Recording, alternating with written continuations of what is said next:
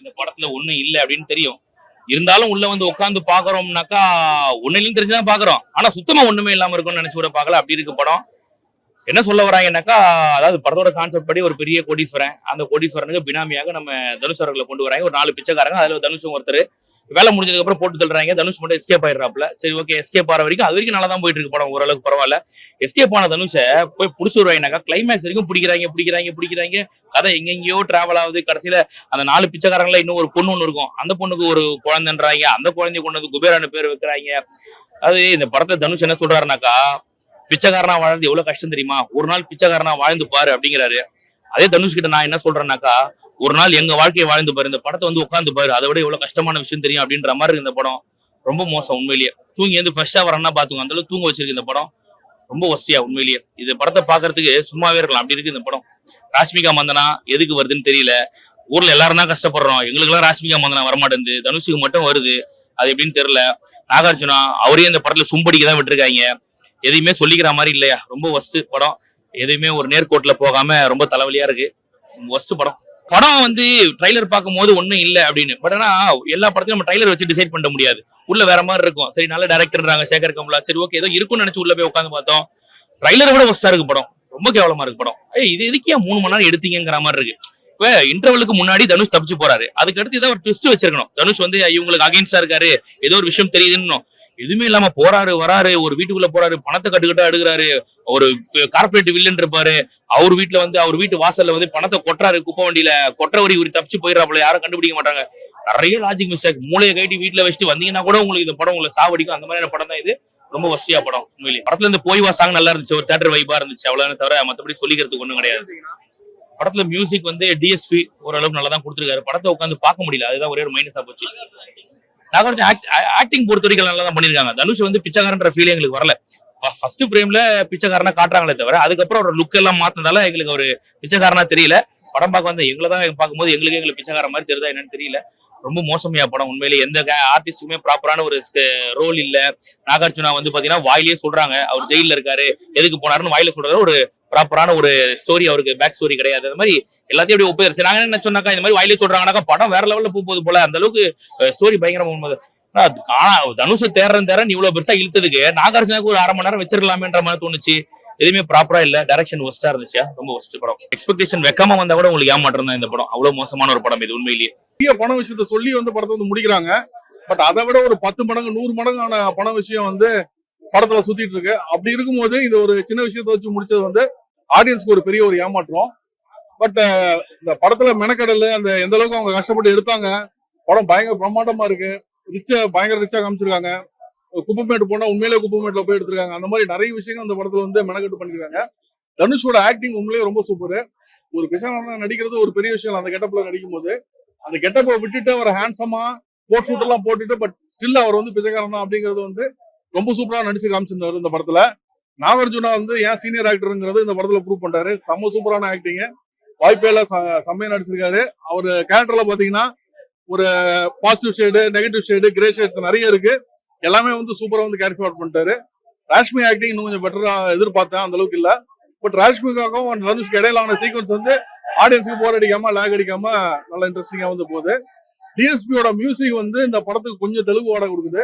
மற்றபடி வந்து படம் பார்க்கும்போது நம்மளுக்கு ஒரு ஜஸ்ட் ஒரு பேன் இண்டியா மூவி பார்த்த ஒரு ஃபீல் தான் கொடுக்குது. தமிழுக்கு வந்து டிஸ்கனெக்ட் ஆகிற மாதிரியான இல்ல. அவர் மியூசிக் வந்து கொஞ்சம் அங்கங்க வந்து தெலுங்கு வாடகை லைட்டா வந்து தூக்கிட்டு போகுது. இல்ல கண்டிப்பா இது வந்து ஒரு கமர்ஷியல் படம், ரொம்ப ரியாலிட்டிலாம் எதிர்பார்க்க முடியாது. இன்னொன்னு அது பேசிக்கா தெலுங்கு படம்னால நம்ம அந்த ஒரு மைண்ட் செட்லயும் போக கூடாது. கண்டிப்பா இது வந்து ரியாலிட்டிக்கான ஒரு படம் கிடையாது, ஒரு கமர்ஷியல் படம் தான். பட் ஒரு கமர்ஷியல் படத்துக்கு என்ன லாஜிக் தேவையோ அந்த லாஜிக் ஓரளவுக்கு இந்த படத்துல இருக்கு. கொஞ்சம் கொஞ்சம் ஒரு சில இடத்துல வந்து நம்மளுக்கு மிஸ் ஆக தெரியுது. பட் நீங்க நார்மலா ஒரு கமர்ஷியல் படம் பாக்குற ஒரு மைண்ட் செட்ல பாத்தீங்கன்னா இந்த படத்துல வந்து பெரிய மிஸ் எல்லாம் இல்ல.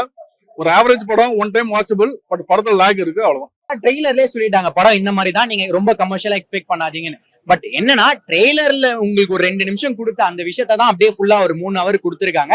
சோ ட்ரெய்லர்ல கதை என்னன்றது நமக்கு ரிவீல் ஆயிடுது. சோ அந்த ஒரு இந்த மாதிரி தான் கதை முடிய போகுதுன்றது ஆரம்பத்திலேயே நமக்கு கொஞ்சம் ப்ரெடிக்டபிளா இருக்கு. என்னன்னா படத்துல மைனஸ் என்னன்னா ஃபர்ஸ்ட் ஹாஃப்ல இருந்து செகண்ட் ஹாஃபோட பாதி வரையுமே நமக்கு ரொம்ப வந்து ஓவர் எக்ஸ்பிளைன் பண்ணி இந்த கேரக்டர் இப்படிதான் சொல்லிட்டு படத்தை அங்கேயே வேஸ்ட் பண்ணிட்டாங்க. அங்க மேபி கொஞ்சம் கமர்ஷியல் எலிமெண்ட்ஸ் வந்து வச்சிருக்கணும். முழுக்க முழுக்க தெலுங்கு ஆடியன்ஸுக்கு ஃபோக்கஸ் பண்ண மாதிரி அந்த டைரக்டர் ஃபோக்கஸ் பண்ண மாதிரி எடுத்துட்டாங்க. அதெல்லாம் கொஞ்சம் ஒர்க் அவுட் ஆகாத மாதிரி இருக்கு. ரேட்டிங் கொடுக்கலாம், ஒரு 5க்கு ஒரு 3 வந்து கொடுக்கலாம். மத்தபடி நம்ம ஆடியன்ஸுக்கு வந்து பெருசா வந்து செட் ஆகாது. மேபி அந்த செகண்ட் ஹாஃப்க்கு அப்புறம் கொஞ்சம் கிறிஸ்பா போகும். அது என்னன்னா தனுஷ் சார் வச்சு படம் எடுக்கிறமே அந்த கிறிஸ்ப்னஸ் இல்லாம படம் ஓடிடாரு அப்படின்ற இதுல வந்து கடைசியா வந்து கொஞ்சம் கிறிஸ்பா வச்சிருக்காங்க.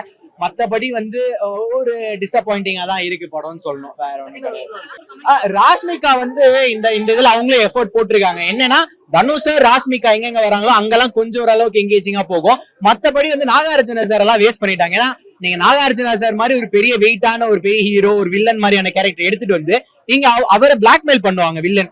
சோ அப்படி அவர் பிளாக்மெயில் பண்ணி அவர் ஒரு மாதிரி பம்பி நடிக்கிறதெல்லாம் நம்மளால எக்ஸ்பெக்ட் பண்ணிக்க அதெல்லாம் அக்செப்ட் பண்ணிக்க முடியாது. மேபி அந்த மாதிரியான விஷயங்கள் மாத்தி இருக்கணும். ராஷ்மிகா டீசென்ட்டா பண்ணிருக்காங்க. ஒரு நல்ல படம். நிறைய பேர் இந்த ரன் டைம் பத்தி கம்ப்ளைண்ட் பண்றாங்க. பட் உங்களுக்கு எமோஷனலா கனெக்ட் ஆயிடுச்சுன்னா படம் கண்டிப்பா எல்லாருமே உட்காந்து அந்த 180 மினிட்ஸ்ங்கிறது ஒன்று பெருசா தெரிய போறது இல்லை. இதுல வந்து மிகப்பெரிய ஒரு விஷயம் என்னன்னா தனுஷ் மாதிரி ஒரு 100 கோடி பிசினஸ் உள்ள ஒரு நடிகர் வந்து இந்த படத்தை பண்ணிருக்கவே வேணாம். யார் வேணா இந்த படத்தை ஒரு சின்ன நடிகரை உட்கார வச்சு குப்பமேட்ல மூஞ்சில கரிய பூசி நடிக்க வச்சிருக்கோம். ஆனா தனுஷ் மாதிரி ஒருத்தர் இது பண்ணதான் ஒரு மிகப்பெரிய பாசிட்டிவா நான் பாக்குறேன்.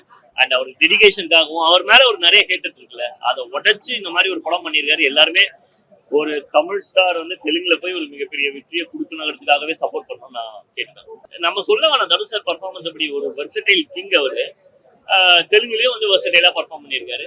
அண்ட் எமோஷன்ஸ்லாம் அப்படி கேரி பண்ணியிருக்காரு. ஒரு இன்னசென்ட் பெக்கரா தான் வராரு படத்துல. அந்த எமோஷன்ஸ் கேரி பண்ண விதம் ரொம்ப அழகா இருக்கு. டெஃபினட்டா வந்துட்டு இந்த வருஷத்தோட தெலுங்கு மூவிஸ்ல one of the top contender for national அவார்டா இருப்பாரு. மேல போக ரோஹினி கிட்ட வரைக்கும் ஆனா என்னால அவரை மீட் பண்ணவே முடியாது. இன்னைக்கு எப்படியாவது வந்து பாத்துட்டு இங்கே நின்னுட்டோம். சோ லாஸ்ட் மினிட்ல தான் வந்து நின்னேன். கிட்ட அவரை பார்த்துட்டு அவர் கையை பிடிச்சது எனக்கு ரொம்ப ஹாப்பி. திரும்ப எப்ப சான்ஸ் கிடைக்கும்னு தெரியல. பட் ஆனா எனக்கு அவர் டைரக்டா இன்னும் நேர்ல மீட் பண்ணி ஒரு போட்டோ எடுத்தனா எனக்கு ரொம்ப ஹாப்பியா இருக்கும். அது இது அப்படியே கொஞ்சம் அவருக்கு போச்சுன்னா நல்லா இருக்கும். படம் ரொம்பவே நல்லா இருந்தது. என் ஃப்ரெண்டுமே வந்துட்டு ரொம்ப ஃபீல் பண்ணிட்டா இந்த மூவியை பார்த்துட்டு. ஆக்சுவலி நல்ல கான்செப்ட் தான் இது மூவி. எல்லாருமே ஒரு ஹியூமனா நம்ம நினைக்கணும்ன்றதுதான் இது மெயின். பணம் இருந்தாதான் எல்லாருமே மதிப்பாங்கன்றது இதுல காமிச்சிருக்காங்க. 2 பேருமே ஈக்குவல் தான். பட் தனுஷ் தான் வேற. நாகார்ஜுன் சூப்பரா நடிச்சிருக்கேன். இல்ல எனக்கு டைரக்ஷனும் நான் டீன்ற காம்படிஷனுக்கு மட்டும் தான் நான் வந்தது. சோ அதுதான். Okay, thank you. மூவி சூப்பரா இருக்கு மேம். ஃப்ரெண்ட்ஸ் அண்ட் ஃபேமிலி எல்லாரும் கூடயும் பார்க்கலாம். மற்ற வரைக்கும் மூவியில புது கான்செப்ட் இது. பிச்சைக்காரங்கன்னா எப்படி அப்படின்ட்டு கொண்டு வந்திருக்காங்க. மற்றபடி தனுஷ் சார் ஆக்ட் ரொம்ப சூப்பரா இருக்கு. ராகவன் சார்தும் ரொம்ப சூப்பர். ஃப்ரெண்ட்ஸ் ஃபேமிலி எல்லாரும் வந்து பார்க்கலாம். Feel good movie. எங்கேயுமே எனக்கு வந்து லாஸ்ட் சீன் ஒரு பிச்சைக்காரனோட குழந்தைய கொண்டு வந்து இவரு குபேரா 10 கோடிக்கான ப்ராஃபிட்டான ஒரு பர்சனா லாஸ்ட்ல சொல்லுவாங்க. அது ரொம்ப சூப்பரா இருக்கு. எங்கேயுமே லாக் இல்ல. படம் ரொம்ப சூப்பரா இருக்கு. மியூசிக் வந்து சூப்பரா இருக்கு. போய் வா சாங் ரொம்ப என்ஜாய் பண்ணோம் எல்லாருமே. ரொம்ப சூப்பரா இருக்கு படம். ரொம்ப சாட்டிஸ்ஃபைட் தான். இல்ல அது ரொம்ப ஒரு மாதிரி ஸ்லோவா தான் அந்த ஃபீல். அது மட்டும் ரொம்ப ஸ்லோவா இருந்தது. ரொமான்டிக் சீன் அந்த அளவு மிச்சபடி எல்லாமே சூப்பரா இருக்கு. சொல்லவே நல்லா தான் நடிச்சிருக்கேன். காம்பினேஷன் நல்லா இருக்கு. அதுல நெகட்டிவ் சைடு வரும் நாகார்ஜுனா சாருக்கு. அதெல்லாம் நல்லா இருக்கு. இது ஒரு டிஃப்ரெண்டான கதை. இது சீரியஸா ரொம்ப ஃப்ரெஷ்ஷான ஸ்டோரி. இந்த மாதிரி ஸ்டோரி இதுக்கு முன்னாடி வந்ததே இல்லை. கதை இல்லைன்னு யார் சொன்னாங்க, எதுக்கு சொன்னாங்க தெரியல. நல்லா இருக்கு. எல்லாமே அவங்க ஆக்ட் நல்லா இருக்கு. கதையில சொதப்பிட்டாங்க. லேக் ஆகுது கொஞ்சம். செகண்ட் ஹாஃப் லேக் ஆகுது. Logic mistake. லாஜிக் பாத்துங்க, படத்தை பார்க்காதீங்க. தனுஷ் ஆக்டிங் எப்பயும் போல அவர் கலக்கிட்டாரு. தனுஷ் வந்து எப்பயும் போல கலக்கிட்டாரு. டிஃபரெண்டான கேரக்டர் மாதிரி இல்ல. எப்பயும் போல யூஸ்வலா அவர் கேஷுவலா எப்பயும் போல நடிக்கிற மாதிரி நடிச்சிட்டாரு. ஆனா இப்ப இந்த படத்தோட கான்செப்ட் பாத்தீங்கன்னா ஒரு ஏழைக்கும் ஒரு பணக்காரங்களுக்கும் உள்ள டிஃபரன்சியேட்டான வாழ்க்கையை வந்து காமிச்சிருப்பாங்க. சூப்பராவே இருந்துச்சு. திருப்பதி டு சென்னை வந்து சூப்பரா காமிச்சிருக்காங்க. ஃபுல்லா குப்பையிலேயே முடிச்சிட்டாங்க. சூப்பரா நடிச்சிருக்காரு. அவர் ஆப்வியஸ்லி நல்லா நடிக்கிறாரு. அதனால அவரை பத்தி தனியா எக்ஸ்பிளைன் பண்ணுவாங்க. படம் சூப்பரா இருக்கு. இந்த படத்துல அதிகமாவே நல்லா தான் இருக்கு. டி ஆக்டிங் படம் ஃபுல்லா டியோட ஆக்டிங் தான் தனியா தெரியுது. ரொம்ப நல்லா பண்ணிருக்காரு தனுஷோட ஆக்டிங்.